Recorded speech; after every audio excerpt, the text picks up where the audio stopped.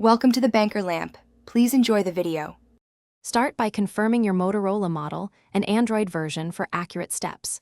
Check for carrier details and known roaming fees like 5 daily caps. Backup contacts and critical data before changing network settings. Ensure your SIM is inserted and showing 4G, 5G, or 3G signal bars. Keep your account username and password ready for carrier app access and verification. Note any international travel dates to compare billing cycles and data windows. This preparation prevents unexpected charges and speeds the roaming configuration process. Unlock the phone and open settings from the app list or notification shade. Tap Network and Internet to view Wi-Fi, hotspot, and SIM settings. Select SIMs or mobile network depending on your Android build and phone model. Choose the active SIM slot you plan to enable or disable for roaming.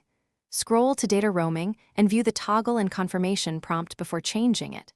Review preferred network type and choose 5G, 4G, or 3G according to your travel area.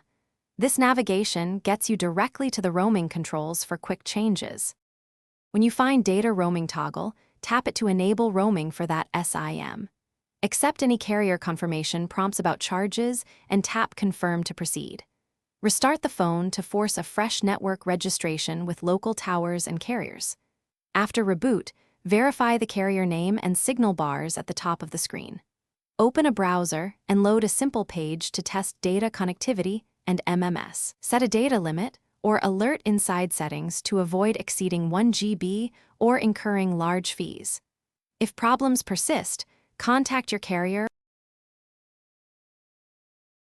Thanks for watching. If this was helpful, leave a like and consider subscribing. See you next time.